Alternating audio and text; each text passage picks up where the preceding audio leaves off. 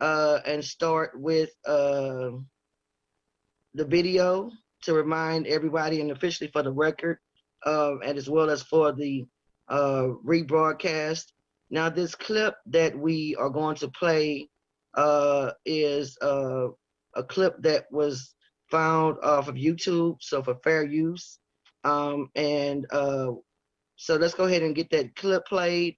Is it going to come? It's a 2-minute clip. Uh, for those who have not seen it, if we can get it full screen. Are we able to get this full screen?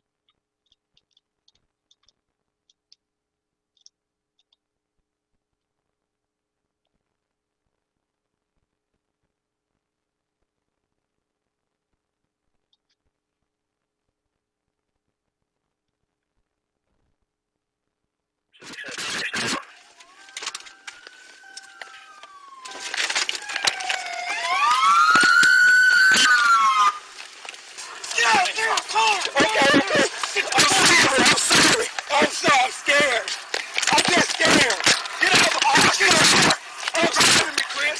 I'm scared. Mr. Green was, to some degree, even though he had just finished leading police officers on a lengthy and high-speed chase, his inclination at that particular point was to acquiesce to what the officers wanted.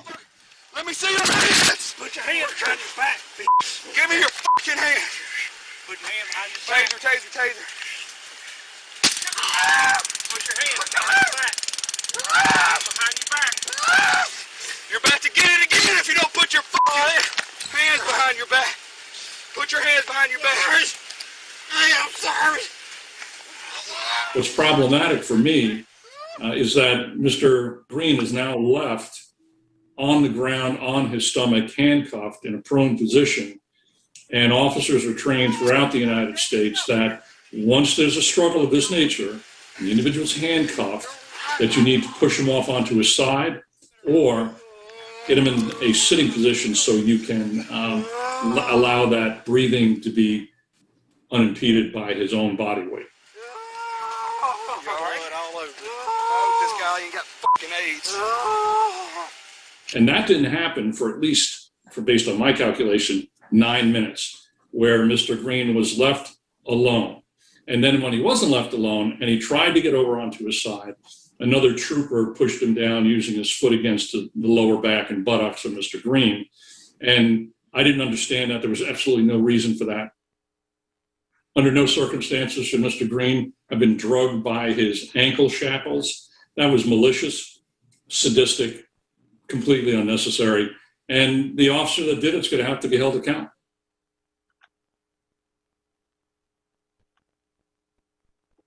Yes, we would like to thank the Associated Press. That's where this particular footage came from, as well as the legal expert, I believe it was Kevin Scott. Hopefully I'm not saying that incorrectly, that gave his legal expert opinion. So we would go ahead. I see you are checking your messages. Are you checking to hear, has Ms. Mona or anyone from the Green family arrived on here yet? I don't believe so, and I haven't gotten the word back yet, Sister Crystal. Okay. Who can make a comment? I'm sorry, reach out. Do you have to get off the call to reach back to her, Devin? No, I've tried to, but I haven't gotten a response. Okay, no problem. So what we'll do, we'll go ahead and make our statements briefly. But again, this press conference, although we have community organizers on, we've had several calls since the statement came out. Actually, the news release came out regarding the fact that the governor may have been silent or really has been silent to the extent that is not satisfied by the community. We do have for the record some statements where he has made comments, and we believe that those comments that he did make in the past were we consider to be a conspiracy to cover up the murder. We do have several articles in which the governor said that he did not believe that there was any type of cover-up that took place, and we know that not to be the fact, because again, we want to remind everybody, although this video clearly shows Mr. Green being viciously attacked, the official report that initially came out was that Mr. Green died in a car wreck. We know, and we know that was not a fact. In fact, we have the images of the vehicle. Sorry about that. We have the images of the vehicle that came out even before the videos came out that showed that the damages on the vehicle were no more than a fender bender on the passenger side.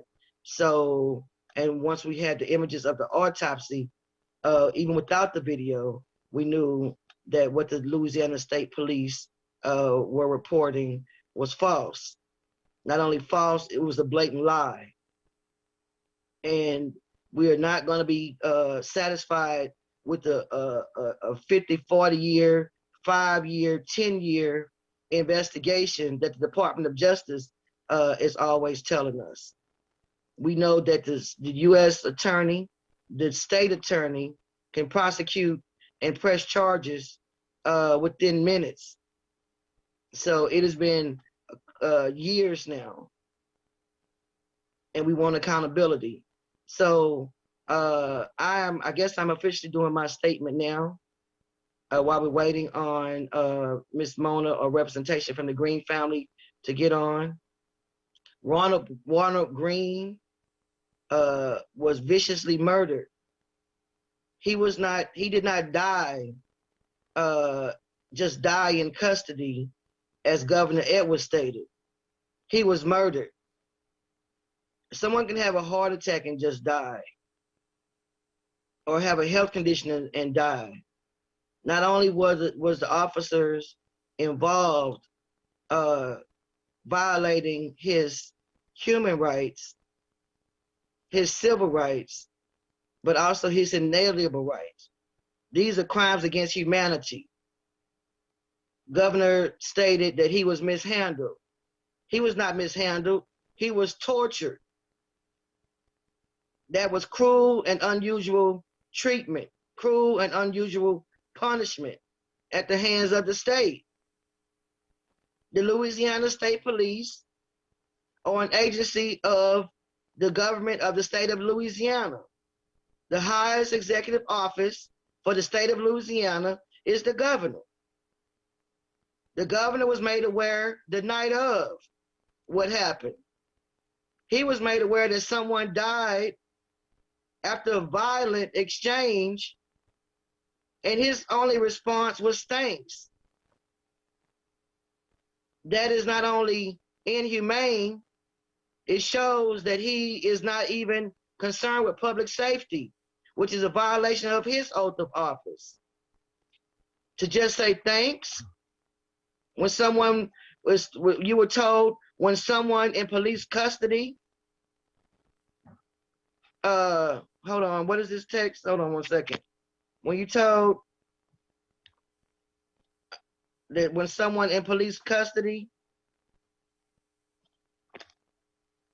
okay, I'm not as sure what's going on here with my Zoom. When someone in police custody is murdered after a violent exchange, your only response is thanks. That is not acceptable, especially with the climate that has been going on in the country over police murders, police terrorism, police brutality. All of the demonstrations that have been taking place across the country, most aggressively since 2008, in which they seem to have escalated once Obama became president, and have not stopped since. So to be that heartless is beyond that. And we also find it to be blatantly racist. to come on and do a press statement and all of a sudden try to sound like the man on the attorney on the time to kill and say he knew that this would not have happened if Mr. Green was white. That was the only factual thing we found Governor Edwards to have said during that press conference. To say that there was no misconduct or any cover-up by the Louisiana State Police is a blatant lie, and it is impeachable. It is very much impeachable. You went before the public on a national news broadcast, Governor Edwards, and lied. When you know, the family knows, the community knows, and the world knows that the initial reports that were came out by the Louisiana State Police Department is that Ronald Green died from a car wreck. Well, we know that was not the case. He was drugged, beaten, while in handcuffs, like a runaway slave. And you, Governor Edwards, are sitting in your plantation-style mansion as if you're some type of a modern-day slave holder. That is not the case. This is a new day. We hold also the Louisiana attorney, state's attorney, accountable for not pressing charges. There will be no passing of the buck. And we also hold the legislature accountable, as there has been no executive response, legislative response, or judicial response to truly address what happened with Mr. Green and to hold those who are responsible for his murder and the cover-up of his murder and the conspiracy to cover up his murder accountable with criminal charges to the fullest extent of the law. In fact, the police should be held to a higher extent of the law than everyday citizens because they are trained killers. No different than a professional boxer who fights a regular everyday citizen is held to a higher degree as they are trained professionals. It is past the time for the legislature to have been passed that truly holds these police accountable. They need to be sanctioned. Everyone involved needs to be sanctioned. Their pensions,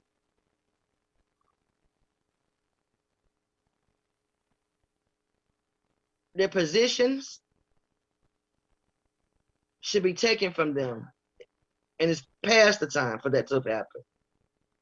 Again, officially, what happened to Mr. Green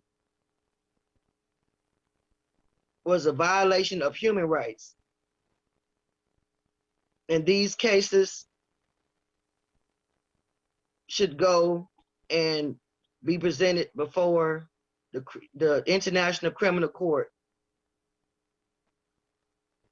These are violations of human rights, not only by the police department, but also by the governor, by the government, because you're failing to protect your people, failing to protect the people. We should let it be known that also this broadcast is being forwarded and is being monitored. I just received a message by representatives of the African Union. How can the United States go to war after war after claiming so-called human rights violations by so-called leaders? And this is taking place on a daily basis, unfortunately, human rights violations. And we want to be clear. What is taking place is ethnic cleansing and genocide by the hands of the state to Black people and people of African descent who are in fact the indigenous people of this land. We find that the statements, the 54-minute press conference held by Governor Edwards. Those statements should be brought into a court of law for this conspiracy to cover up a murder, the murder of Ronald Green. And I yield to Brother Devon with the Village 337. Godspeed to you, Sister Crystal Muhammad, and thank you for your work in this community, not only this community, across the country, on a national level, and I would even go even further to say at international level. We thank you for not only the amount of education that you've given us, but for protecting the people as well as feeding the people and doing everything that you guys with the New Black Panther Party have done throughout the time that I've known you and long before that. I want to say, of course, thanks to each and every one of you who are joined in with us. My name is Devon Trey Norman. I am the president and director of the Village 337, an organization here in Lafayette, Louisiana, that was founded because we were tired of the status quo. Trayford Pellerin was murdered here in August of 2020. And there were some people who wanted us to be quiet, and they didn't like the way that we were moving in response to the murder of Trayford Pellerin. And we decided that we needed an organization, we needed a vehicle and a unit that would not mind getting in some good trouble, and that understood that we may have to put our own lives on the line for this work. And as such, we have done so. And so in my response to the governor and the press conference that he had is that, we're calling him out on his lies. We're calling him out on his fluff to the community. We realized that in watching, my opinion is that the governor is a governor who is now backed into a corner. When we initially came out and people asked the governor about us laying on his entrance on the concrete with our faces to the ground and knocking on his door essentially and marching up and down the street from the Capitol to the governor's mansion, he said he was losing no sleep. Well, I see a governor now that's losing sleep, but it has to do to me more with his personal political gain than it does to do with his heart, than it does to do with his servitude to the people. This governor understands now that he does not have the chances that he once did at running for a higher office than he currently has. And I believe that we are looking at a governor that is backed into a corner. When I heard the governor acknowledge or say to the people that he never once admitted or he never once said that Ronald Green died in a car accident, it just confirmed to me that he knew exactly what happened to Ronald Green at the time that it happened. Because if it were me and I was running a state in the climate in which Ronald Green died in, the time frame in which he was murdered in, it would have been incumbent upon me, especially as someone who considers myself to be more progressive than my counterparts, to speak on the matter, especially after activists and family members and community members and many people asked him to speak on it. I was told when we initially were pressuring the governor to speak that he had a lot on his plate and that it was just too much for him. But we realize now that dealing with the COVID battle was more politically expedient for this governor than dealing with a matter of racism, as Sister Crystal will call it, of genocide that was happening in our state. This is an issue that even as Ron's mother has spoken to us, that goes beyond him as an individual, because we know here in Lafayette all too well what it feels like to have the state police investigating a murder of someone that succumbed to the same type of abuse that Ronald Green did. The same police, the same system that covered up his murder and that covered up what happened to him and that lied about it is the same system that investigated the murder of Trayford Pellerin. It's also the same system that is currently investigating the murder of Tyron Coates that just happened a week ago here in Lafayette, Louisiana. And of course, you have, of course, Don Turner Robinson, who his mother is on the line with us now. You have the list goes on, Tommy McLaughlin III out there in Shreveport. And these are murders that are being investigated by the same system that we're discussing here today, that our governor said he never one time said that that Ronald Green died in a car accident. So if he acknowledged that he knew that he never died in a car accident, then to me, he acknowledges then that he was aware of the cover-up, at the very least, that was taking place from the beginning. Because it was public information and knowledge that Ronald Green had, quote unquote, died in a car accident, why then did the governor not only not speak against what was happening in public, but why did he not take any action behind closed doors? I mean, if anybody that is here, all of you investigators and reporters, I'm sure you would have known if something like this had happened, even without public knowledge of it.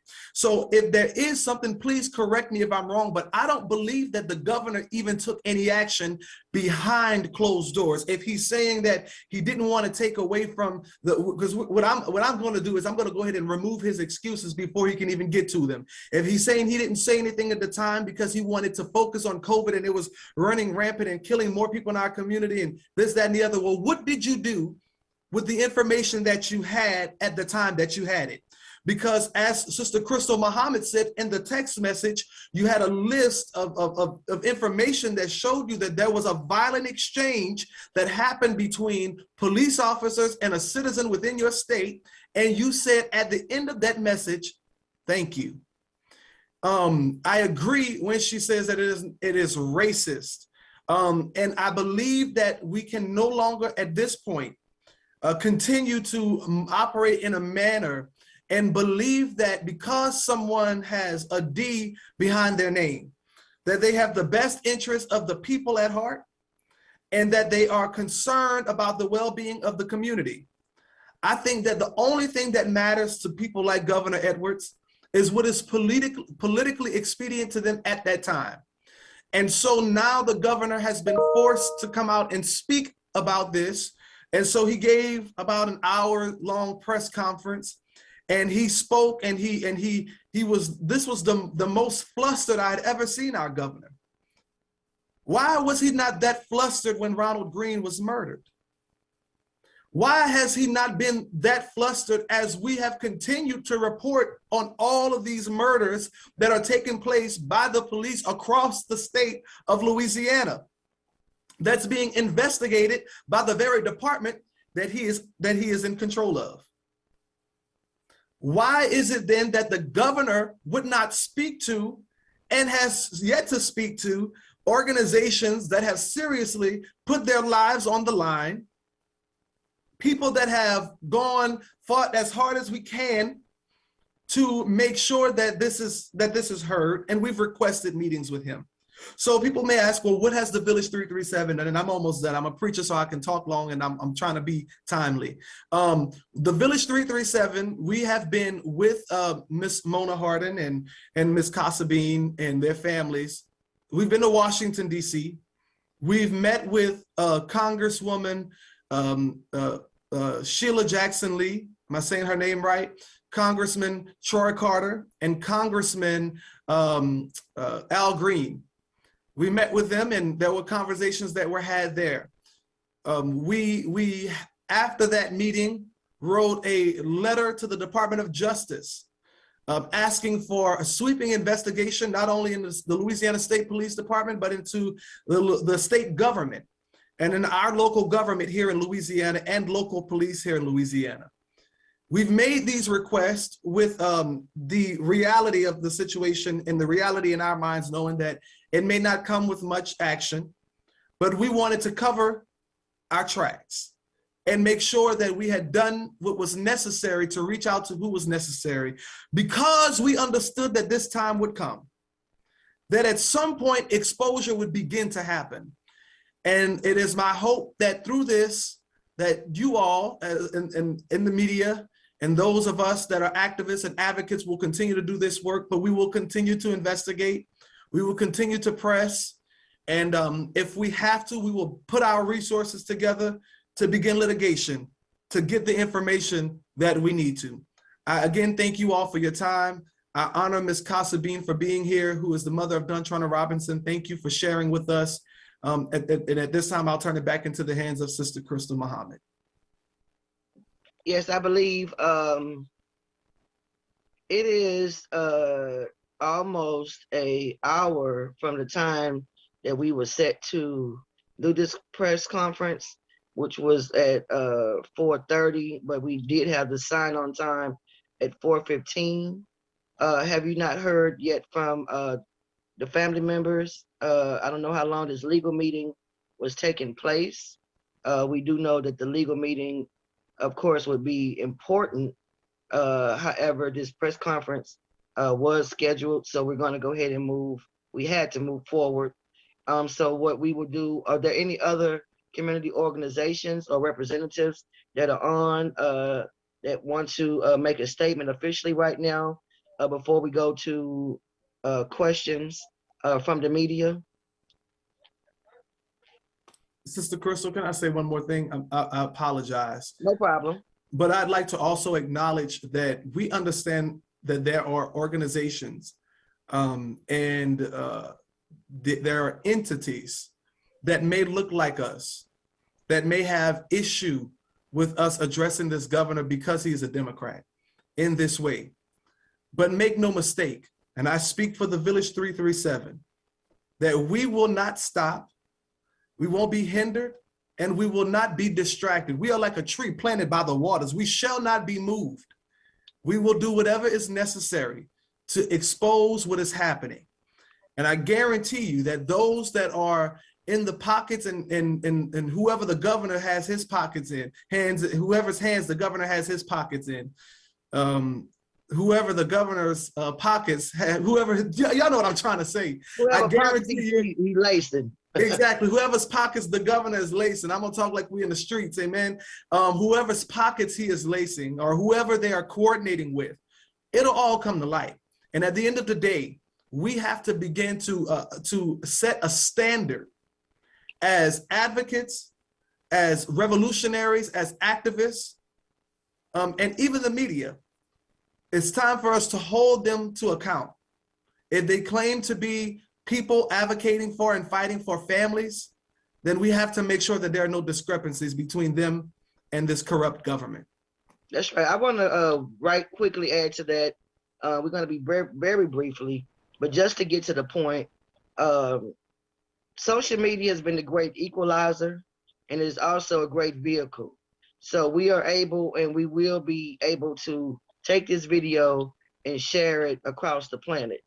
And to your point about political parties, when the Democratic Party or the Republican Party fails to address the murders, the police terrorism, the police brutality, the ethnic cleansing and genocide that is taking place, it goes across party lines. Again, we will not continue to be exploited by the Democratic Party that takes the Black vote for granted. President Biden came into office with all kinds of promises of upholding and change in regards to police brutality of Black people, African Americans here in America. There's been no drastic or substantial policy change by the Democratic Party nor the Republican Party on the state level of Louisiana, nor on the national level. All we've gotten was a bunch of empty promises. We do know that prior to the Civil Rights Movement, that the Democratic Party was also known as the Dixiecratic Party, the old Dixie Party. So we are not going to do blind allegiance to anyone.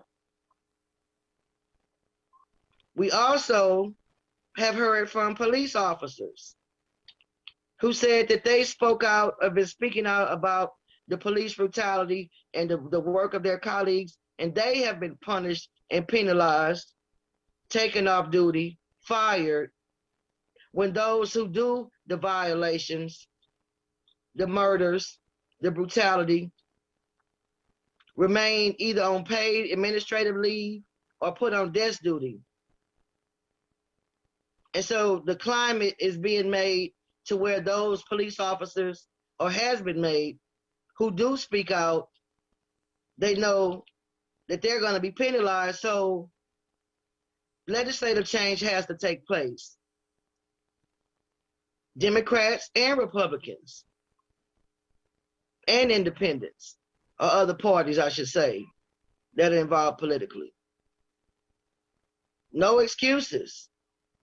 Black Caucus, the entire Louisiana state of representatives, Senate, Congress people across the nation have failed the people on both sides of the aisle. That is a shame that you guys had to go to DC and meet with 2 representatives out of Houston.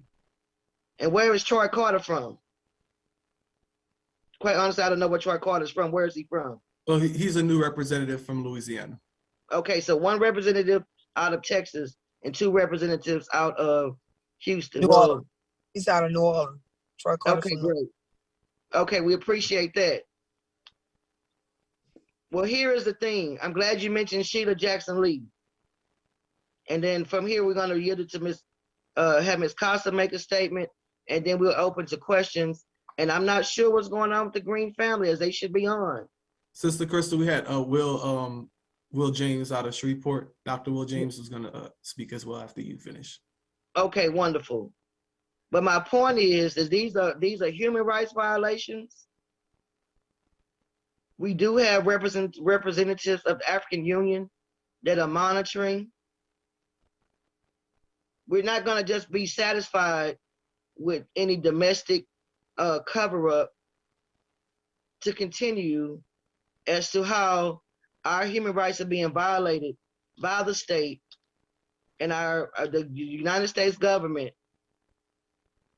the governments of the states of Louisiana, the individual states of the United States, in particular, we're talking about Louisiana, are failing to protect the people, are discriminating. Ethnic cleansing and genocide is clearly taking place. Black people are the ones being targeted and murdered. There is no prosecution of those who murder and terrorize us and brutalize us. And in the case of Ronald Green, it was an egregious cover-up. Everyone in that department, the Louisiana State Police, that was aware of what happened, directly to him, and the conspiracy to cover up needs to be held accountable. We know billions of dollars are being spent because the midterm elections are coming up. And people are, I'm talking about individuals, are playing political games. Organizations who have been forward, upfront with us when we were there from the beginning, because their political motivations are not here. Well, that's fine. Go ahead, Brother Will. Please. All right, thank you. Out of Shreveport. Thank you, sister. I really do appreciate everything that you've stated here, as well as Brother Devon. My name is Will James, Willjames. I'm a sociologist and a community activist based out of Shreveport, Louisiana. For those that are wondering why someone at the top of the boot is interested in what's happening at the bottom of the boot, the issues that have actually been on full display here with the Green case, it's a statewide epidemic. It's something that has been experienced all over the state. So when you look at, as Brother Devon stated earlier, it's not just, Ronald Green, it's also the Anthony Childs and the Casey Simpsons and the Wavy Austins and Tommy McLaughlin Jr. These are some cases that a lot of people don't know about that are happening, but the Green case is something that resonated deeply with myself and several other activists over the past year and a half as more information has come out.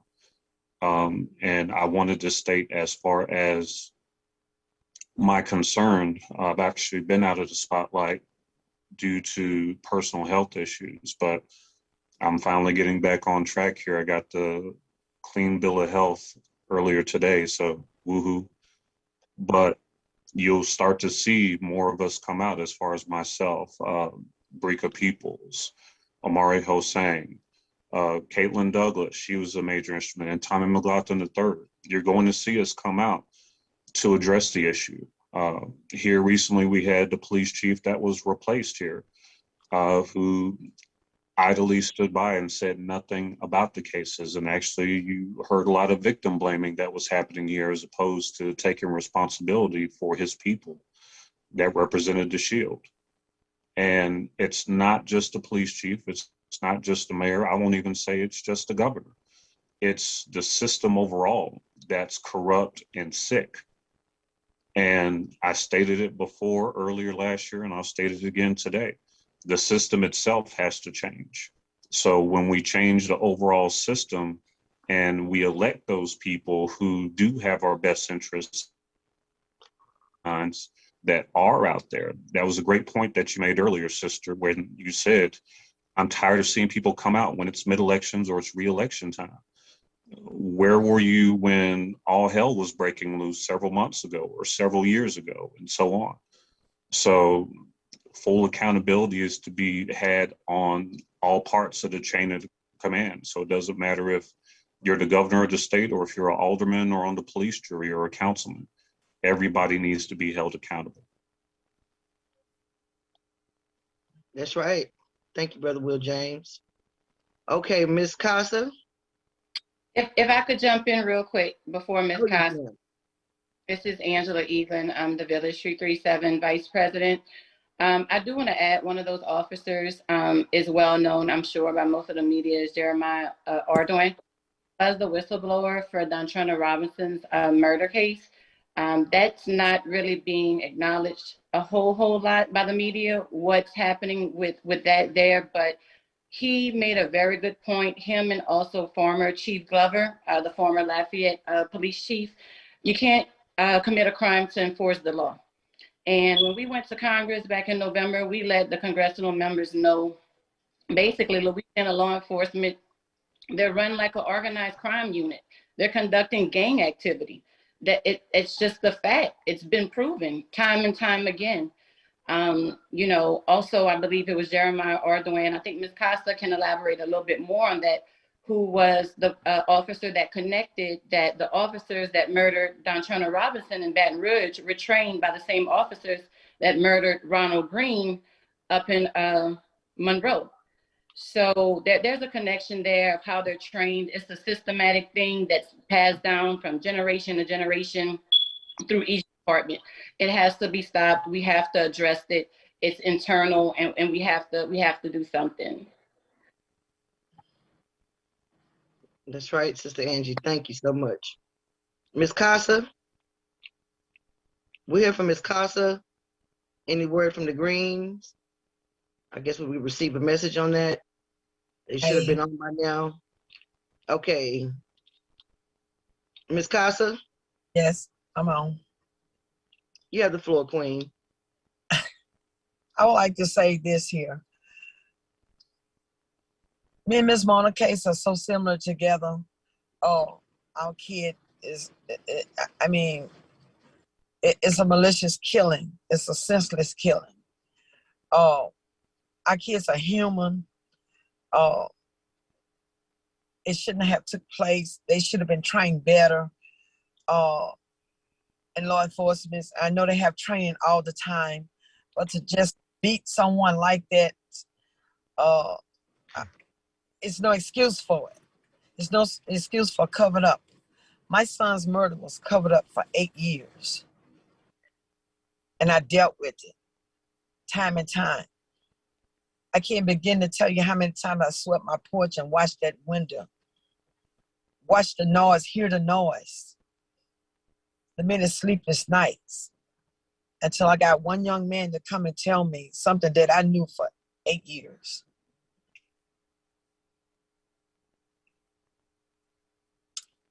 Jeremiah, he wasn't just a whistleblower.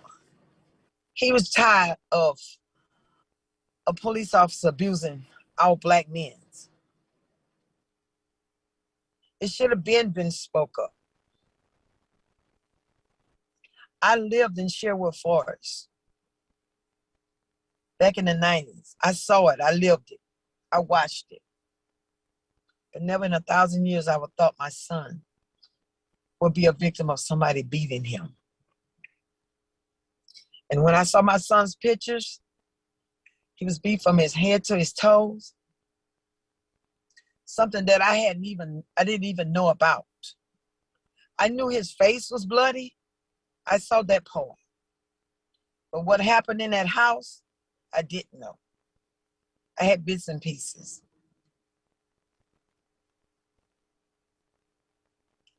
I'm praying that we both get justice, and we will.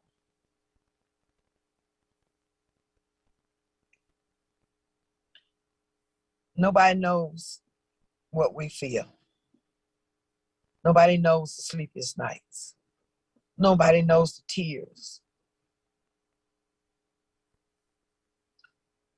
When I got the truth and I saw my son picture a few months ago for the first time, people say, I can't believe. I couldn't believe. I just couldn't even believe it. Now, I'm ready. I'm ready to lace my boots up. I'm ready for them. I'm ready for anything. And I thank the Village 337 for everything they have done for me. The talks, everything. Because you just don't know what it does if I didn't talk.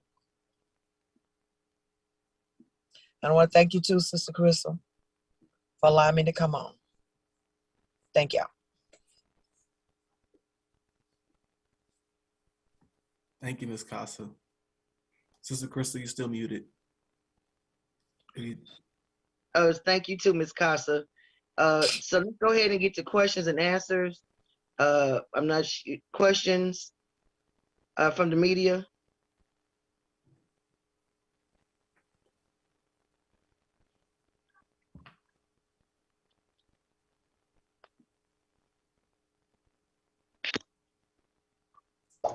Hi, Britt LaFaso with KLFY TV. What do you guys want to see happen from here? You know, what happens next?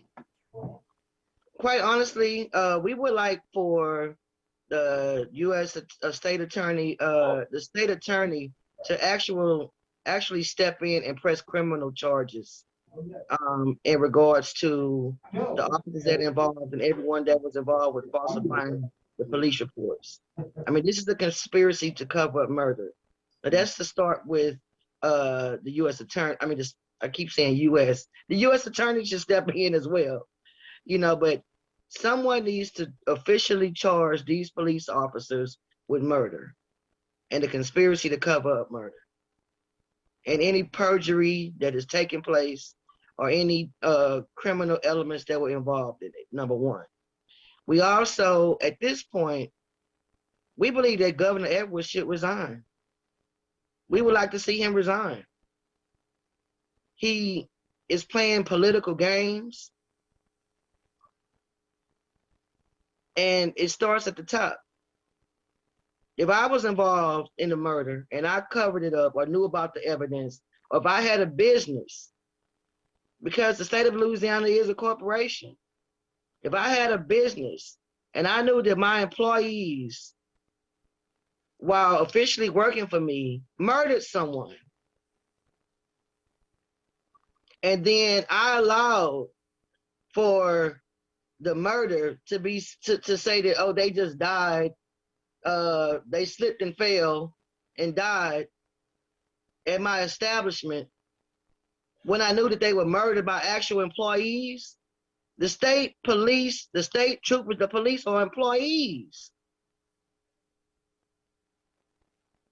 So if you were aware of it, and we know the governor was aware of it, because we've had several demonstrations outside the governor's mansion.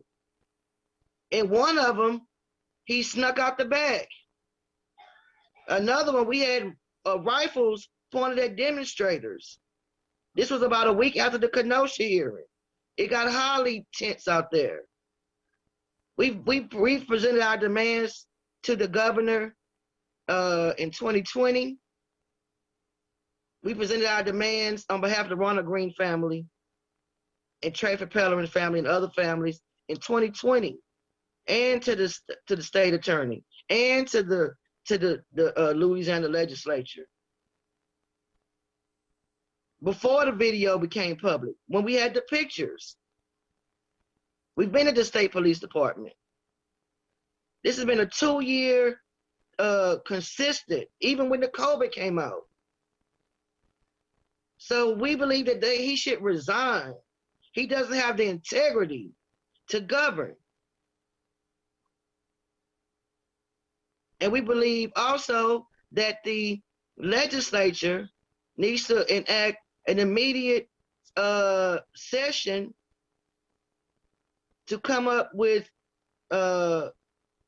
legislature that has some teeth in it, that holds these police officers, these police departments accountable, that holds them to a higher standard because of their duty to protect the public.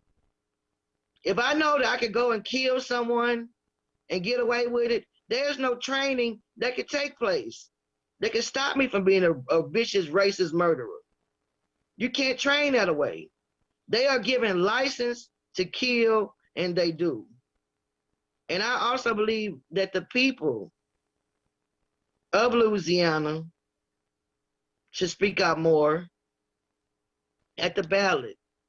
Because even if he doesn't resign,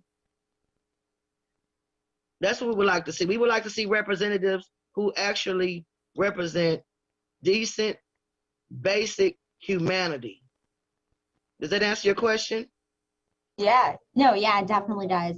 I have a follow-up question to that. Governor Edwards said in the press conference 2 days ago, he basically didn't speak out because the Department of Justice asked him to, in their investigation. What's y'all's response to that? Does it justify him staying silent on this matter? No, that's ridiculous. That is ridiculous. You can speak out on anything. If you can speak out on thousands of people dying from a so-called virus, which is currently being investigated and tried to be taken care of. I mean, that is ridiculous. That is basically a lame excuse just to get down to it. He could open up his mouth. You have the First Amendment right to speak. He did not speak. We didn't ask him to interrupt any investigation. And all he had to do was make a statement that this was a criminal act.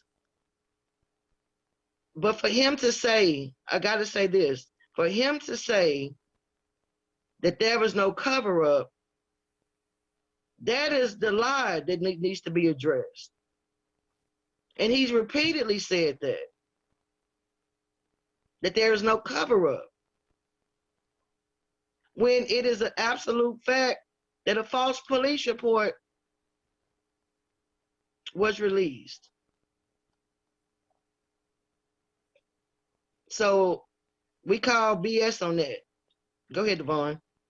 I concur with everything, including the point in which she said that he needs to resign. But also, too, then the question should have been posed, or it should be posed to the governor: what changed from then to now? Besides, again, like I said, political expedience. If he was not able to speak because of an investigation then what is the difference between then and now? And so the governor, again, is playing political games, as Sister Crystal stated, and he's hoping that the people won't catch on to it, because the governor has in his mind that people are sheeple. People will follow him blindly, and without question. But we are the force that is coming to disrupt the status quo, and we will call him out on that. And again, we strongly stamp and second that the governor needs to resign. There cannot be anything he openly discussed in his press conference that this gets in the way of progress. And I'm in agreement that anytime an official is in this type of controversy, that they then become the center focus of what needs to take place when it comes to governing the country or governing the state. And so we know that this is not false allegations that's putting him in the center focus. It's not lies and hearsay. It's his own lack of action that's putting him there. So he needs to resign, so that way we can continue to do the work of this state, and so that way there can be a thorough investigation. I believe that there should be a federal investigation into the governor, and then there should be federal charges filed against him if it is found that the governor knew what happened to Ronald Green, which we know now to be the case that he did, and if it is found that he partook in that cover up through that investigation, which through the people's investigation we know what the case is. Any more questions? Any more questions of the media?